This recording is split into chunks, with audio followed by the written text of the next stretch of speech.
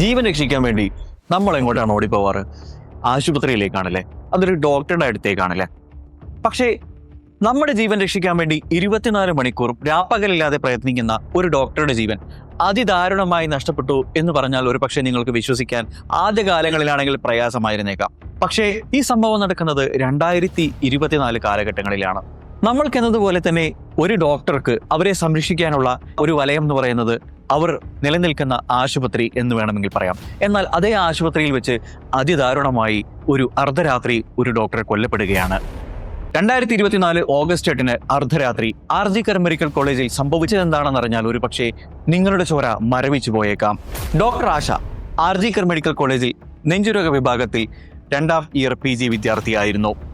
24 മണിക്കൂറും അതിലുപരിയും duty time അവൾക്ക് പുത്തരിയല്ലായിരുന്നു.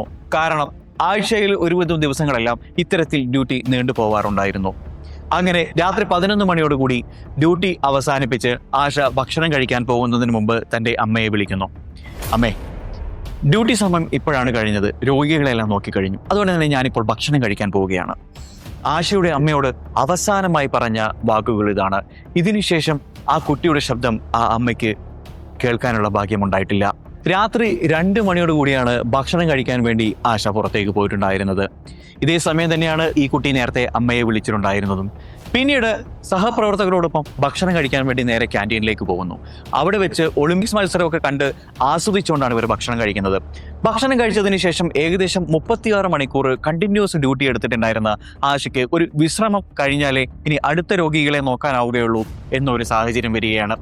അതുകൊണ്ട് തന്നെ ആ വലിയ ആശുപത്രിയുടെ ഏറ്റവും വലിയ ഒരു നിസ്സഹായാവസ്ഥ എന്താണെന്ന് വെച്ച് കഴിഞ്ഞാൽ ഡോക്ടർമാർക്ക് വിശ്രമിക്കാനുള്ള, അതല്ലെങ്കിൽ മതിയായ രീതിയിൽ റെസ്റ്റ് എടുക്കാനുള്ള ഒരു റൂം ഇല്ലായിരുന്നു എന്നുള്ളതായിരുന്നു ഏറ്റവും വലിയൊരു ഡ്രോബാക്ക് എന്ന് പറയുന്നത്.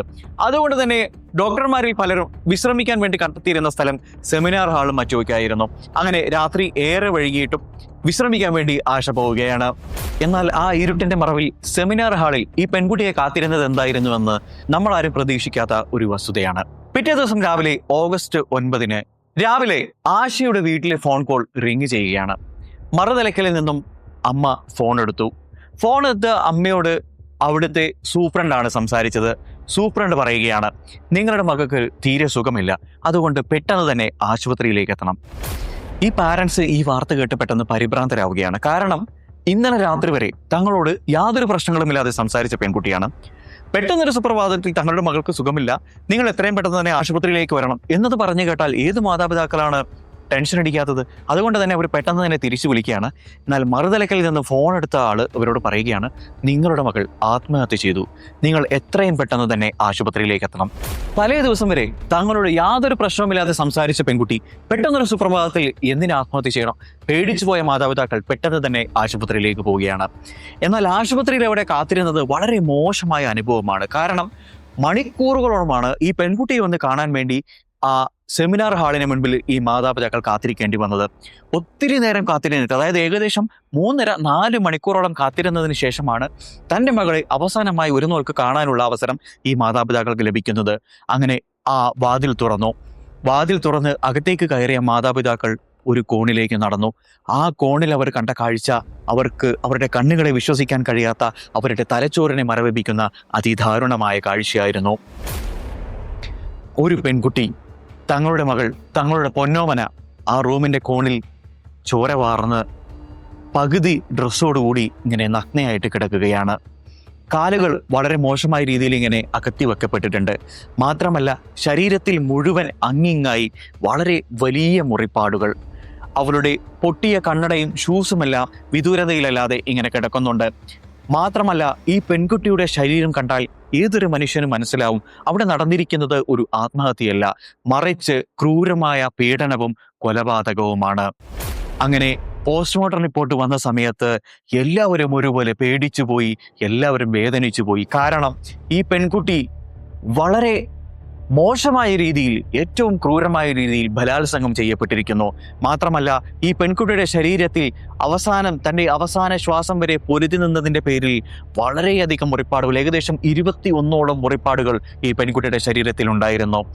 അവസാനം ഈ പെൺകുട്ടിയെ ശബ്ദിക്കുന്നതിൽ നിന്ന് തടയാൻ വേണ്ടി ഈ പെൺകുട്ടിയുടെ വായ ശക്തമായി അമർത്തിപ്പിടിച്ച് ഈ വായ വരെ വളരെ വലിയ രീതിയിൽ മുറിയായിട്ടുണ്ടായിരുന്നു. തൻ്റെ അവസാന ശ്വാസം വരെ പെൺകുട്ടി പിടിച്ചു നിൽക്കാൻ ചെയ്തതിൻ്റെ പേരിലാണ് ഈ പെൺകുട്ടിയുടെ ശരീരത്തിൽ ഇത്രയധികം മുറിവുകൾ വന്നിട്ടുള്ളത്. ഏറ്റവും ക്രൂരമായ കൊടിയ പീഡനമാണ് അവിടെ നടന്നിരിക്കുന്നത്. ഈ പാവപ്പെട്ട പെൺകുട്ടിയോട് ആരാണ് ഇത്രയും വലിയ ക്രൂരത ചെയ്തത്? ഇതിന് മാത്രം ഈ പെൺകുട്ടിയോട് കാണിക്കാൻ വേണ്ടി ആർക്കാണ് ഇത്രയധികം പകയുണ്ടായിരുന്നത്? പോലീസിനെ അന്വേഷണം അതിനു പുറകിലായി. എന്നാൽ ഇവിടെ നടന്ന വലിയൊരു ട്വിസ്റ്റ് എന്താണെന്ന് വെച്ച് കഴിഞ്ഞാൽ, ഈ മെഡിക്കൽ കോളേജ് അധികൃതർ അവരെല്ലാവരും ശ്രമിച്ചത് ഈ കൊലപാതകം മൂടിവെക്കാനും ഈ പീഡനം മൂടിവെക്കാനുമാണ്. മാത്രമല്ല, ഇതൊരു ആത്മഹത്യയായി വരുത്തി തീർക്കാൻ അവരാൽ കഴിയുന്ന രീതിയിലുള്ള എല്ലാ തെളിവുകളും ഇവർ പോലീസിന് ഉണ്ടാക്കി കൊടുക്കുകയും ചെയ്തു. എന്നാൽ കോളേജിലെ മറ്റുള്ള ജൂനിയർ വിദ്യാർത്ഥികളുടെ പ്രതിഷേധത്തോടനുബന്ധിച്ചുകൊണ്ട് ഇവർ ഈ കേസിനെ സീരിയസ് ആയി എടുക്കാൻ തീരുമാനിക്കുകയാണ്. അങ്ങനെയാണ് ആ പരിസരത്തെ CCTV ദൃശ്യങ്ങൾ പരിശോധിക്കാൻ പോലീസ് തീരുമാനിച്ചത്. അങ്ങനെ അന്നേ ദിവസം രാത്രിയിലെ CCTV ഫുട്ടേജ് പരിശോധിച്ച സമയത്ത് പോലീസിന് ചില വിവരങ്ങൾ ലഭിക്കുകയാണ്. അതിൽ നിന്നും സഞ്ജയ് റോയ് എന്ന് പറയുന്ന ഒരു സിവിലിയന്റെ ഫോട്ടോ പോലീസിന് കിട്ടുകയാണ്. ആരാണ് ഈ സഞ്ജയ് റോയ്? കൊൽക്കത്ത പോലീസിലെ ഒരു സിവിലിക് വളണ്ടിയർ മാത്രമായിരുന്നു ഈ സഞ്ജയ് റോയ് എന്ന് പറയുന്ന ഈ കൊടിയ ക്രൂര ക്രിമിനൽ. അയാൾ 4 കല്യാണം കഴിച്ചിട്ടുണ്ട്. 4 ഭാര്യമാരെയും ഇയാൾ ക്രൂരമായി ഉപദ്രവിക്കുമായിരുന്നു. അതിൽ 2 പേരെ ഇയാൾ കൊല്ലാതെ കൊല ചെയ്തിട്ടുണ്ട്. മാത്രമല്ല, ഈ കൊലപാതകം നടക്കുന്ന അന്നേ ദിവസം രാത്രി 3:30 മണി വരെ മദ്യപിച്ചുകൊണ്ട് ഈ സെമിനാർ ഹാളിന്റെ പുറത്തുണ്ടായിരുന്ന സഞ്ജയ് റോയ് എന്ന് പറയുന്ന ഈ കാപാലികൻ രാത്രി 3:45 ആ സെമിനാർ ഹാളിലേക്ക് കയറി പോവുകയാണ്. പിന്നീട് ഏകദേശം അരമണിക്കൂർ കഴിഞ്ഞിട്ടാണ് അയാൾ പുറത്തിറങ്ങി വരുന്നത്. CCTV പരിശോധിച്ച പോലീസിന് ഒരു കാര്യം മനസ്സിലാവുകയാണ്. അയാൾ അകത്തേക്ക് കയറി പോകുന്ന സമയത്ത് അയാളുടെ കഴുത്തിൽ ഒരു ബ്ലൂടൂത്ത് ഹെഡ്സെറ്റ് ഉണ്ടായിരുന്നു. എന്നാൽ അയാൾ തിരിച്ചിറങ്ങി വരുന്ന സമയത്ത് ആ ഹെഡ്സെറ്റ് കണ്ടിട്ടുണ്ടായിരുന്നില്ല. അങ്ങനെ അതിനെ ചുറ്റിപ്പറ്റി ഇയാൾ തന്നെയാണോ ഈ കൊലപാതകം നടത്തിയത് എന്ന തിരിച്ചറിവ് ഉണ്ടാവുന്നതിന് വേണ്ടി പോലീസ് നടത്തിയ അന്വേഷണത്തിൽ നിന്ന് കണ്ടെത്തിയത് ഈ പെൺകുട്ടിയുടെ മൃതദേഹത്തിന്റെ അരികിൽ നിന്നുമാണ് ഈ കളഞ്ഞുപോയ ഹെഡ്സെറ്റ് കണ്ടെത്തിയിരിക്കുന്നത്. അങ്ങനെ സഞ്ജയ് റോയ് അറസ്റ്റിലായി. സഞ്ജയ് റോയ് അറസ്റ്റിലായതുകൊണ്ട് തന്നെ സ്വാഭാവികമായും ഈ കേസ് അവിടെ അവസാനിക്കേണ്ടതാണ്. കാരണം സഞ്ജയ് റോയ് കുറ്റം സമ്മതിച്ചിട്ടുമുണ്ടായിരുന്നു. എന്നാൽ ഇവിടെ ദുരൂഹമായിട്ടുള്ള മറ്റൊരു കാര്യം നടക്കുകയാണ്. പോസ്റ്റ്മോർട്ടം റിപ്പോർട്ടിൽ ഈ പെൺകുട്ടിയുടെ ശരീരത്തിൽ നിന്നും സഞ്ജയ് റോയുടേതല്ലാത്ത ഒരു 150 മില്ലി വേറൊരു സ്രവം ലഭിക്കുകയാണ്. ഇത് ആരുടേതാണെന്ന് അന്വേഷിച്ച് പോലീസ് ചെന്നെത്തിയത് ഉത്തരമില്ലാത്ത ഒരു ചോദ്യത്തിലേക്കാണ്. അങ്ങനെയാണെങ്കിൽ ആ അർദ്ധരാത്രിയിൽ സഞ്ജയ് റോയെ കൂടാതെ മറ്റാരെങ്കിലും ആ റൂമിൽ ഉണ്ടായിരിക്കാനുള്ള സാധ്യതയുണ്ടോ? യെസ്, ഒരുപക്ഷെ ഉണ്ടായിരിക്കാനുള്ള സാധ്യതയുണ്ട്. അതിനെ ചുറ്റിപ്പറ്റിയാണ് പിന്നീട് അന്വേഷണം നടന്നത്.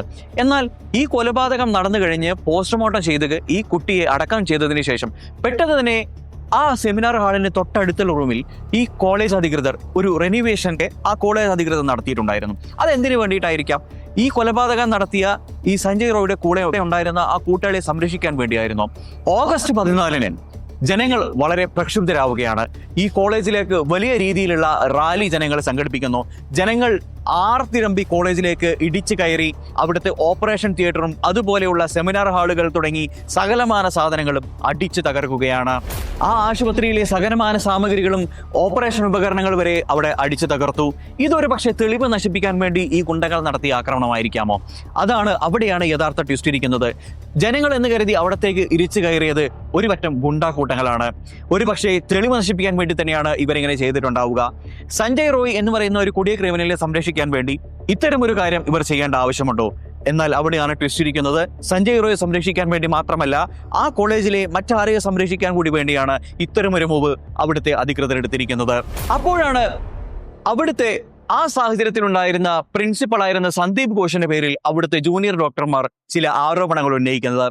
സന്ദീപ് ഘോഷ് എന്ന് പറയുന്നത് ഒരു പെണ്ണുപിടിയനായ ഡോക്ടറായിരുന്നു. മാത്രമല്ല, ഇയാള് കരിഞ്ചന്തയും മരുന്ന് വിൽപ്പനയും എന്ന് തുടങ്ങി സകലമാന വൃത്തികേടുകളും ആ കോളേജിന്റെ മറവിൽ ചെയ്തുകൊണ്ടിരുന്ന ഒരാളാണ്. ഇയാളുടെ ഈ ഇടപാടുകൾ ഒരു പക്ഷേ ഈ ഡോക്ടർ അറിഞ്ഞിരിക്കാനുള്ള സാധ്യതയുണ്ടോ? അതുകൊണ്ടായിരിക്കാമോ ഈ പെൺകുട്ടിയെ വകവരുത്തിയത്? ഇത്തരം സംശയങ്ങൾ ഈ ജൂനിയർ ഡോക്ടർമാർ പോലീസിനോട് ചോദിക്കുകയാണ്. അങ്ങനെ ഈ കേസിനെ പറ്റിയുള്ള ചോദ്യങ്ങൾ അനവധി നിരവധിയാണ്. ഇതുവരെ തെളിയിക്കാത്ത ചോദ്യങ്ങൾ ആയിരക്കണക്കിനാണ്.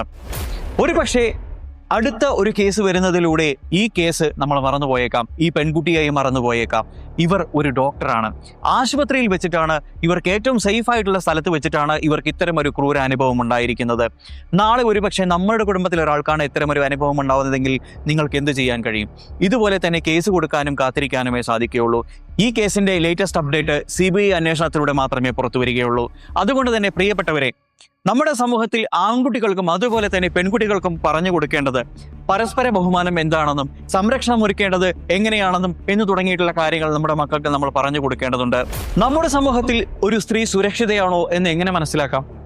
നമ്മൾ അവർക്ക് കൊടുക്കുന്ന നിലയും വിലയും നോക്കി മനസ്സിലാക്കാം. നമ്മുടെ പെൺകുട്ടികളെ ചെറുപ്പം മുതൽ നമ്മൾ ആ ഡ്രസ്സ് ധരിക്കരുത്, ഈ ഡ്രസ്സ് ധരിക്കരുത്, അവരോട് സംസാരിക്കരുത്, ഇവരോട് സംസാരിക്കരുത്, അങ്ങോട്ട് പോകരുത്, ഇങ്ങോട്ട് പോകരുത്, നീങ്ങി നിൽക്കണം, അടുത്ത് നിൽക്കരുത്, കാലകത്തി വെക്കരുത്, കാലടുത്ത് വെക്കണം എന്ന് തുടങ്ങി ചെയ്യരുത് എന്ന് മാത്രം പറഞ്ഞുകൊണ്ടാണ് പെൺകുട്ടികളെ നമ്മൾ വളർത്തി വരുന്നത്. ആൺകുട്ടിയും പെൺകുട്ടിയും ഉള്ള ഒരു കുടുംബത്തിലാണെങ്കിൽ ആൺകുട്ടിക്കൊരു ഭക്ഷണം, പെൺകുട്ടിക്കൊരു ഭക്ഷണം. അതുപോലെ ആൺകുട്ടികൾക്കൊരു പരിഗണന, പെൺകുട്ടികൾക്കൊരു പരിഗണന. പെൺകുട്ടികൾക്ക് പീരിയഡ്സ് ആവുന്ന സമയത്ത് പുറത്ത് കിടത്തുന്ന മാതാപിതാക്കൾ. ഇത്തരത്തിൽ എന്തൊക്കെ ക്രൂരതകളാണ് ഒരു പെൺകുട്ടിയോട് നമ്മുടെ സമൂഹം കാണിക്കുന്നത്? ചിന്തിക്കുക സമൂഹമേ, ഇങ്ങനെയാണോ നമ്മളൊരു പെൺകുട്ടിക്ക് സംരക്ഷണം കൊടുക്കേണ്ടത്? അവരും നമ്മളെ പോലെ എല്ലാം ആഗ്രഹിക്കുന്ന, എല്ലാത്തിനും അർഹതയുള്ള മനുഷ്യരല്ലേ, മനുഷ്യജീവികളല്ലേ? അവരെയും നമ്മൾ എല്ലാ തരത്തിലും പരിഗണിക്കേണ്ടതല്ലേ? തീർച്ചയായും അത് തന്നെയാണ് നമ്മുടെ മക്കളെ നമ്മൾ പഠിപ്പിക്കേണ്ടത്. എല്ലാവരും തുല്യരാണെന്നും, ആണും പെണ്ണും തുല്യരാണെന്നും, എല്ലാവരും ഒരുപോലെ മനുഷ്യരാണെന്നും, എല്ലാവർക്കും എല്ലാ പരിഗണനയും കിട്ടേണ്ടതാണെന്നും നമ്മൾ നമ്മുടെ മക്കൾക്ക് പറഞ്ഞു കൊടുക്കണം. പ്രിയപ്പെട്ടവരെ, നാളെയുടെ വാഗ്ദാനങ്ങളായി വളരേണ്ട നമ്മുടെ മക്കൾക്ക് ഇത്തരം മൂല്യങ്ങൾ മൂലച്യുതിയിലേക്ക് എത്താതെ പറഞ്ഞു കൊടുക്കാൻ എല്ലാ മാതാപിതാക്കൾക്കും സാധിക്കട്ടെ. ഈ വീഡിയോയെക്കുറിച്ചുള്ള നിങ്ങളുടെ അഭിപ്രായങ്ങൾ എന്തൊക്കെയാണെങ്കിലും വീഡിയോയ്ക്ക് താഴെ കമന്റ് ബോക്സിൽ രേഖപ്പെടുത്താൻ മറക്കരുത്. നാളെ നല്ലൊരു വീഡിയോയുമായി വീണ്ടും കാണാം. അതുവരേക്കും ഗുഡ് ബൈ.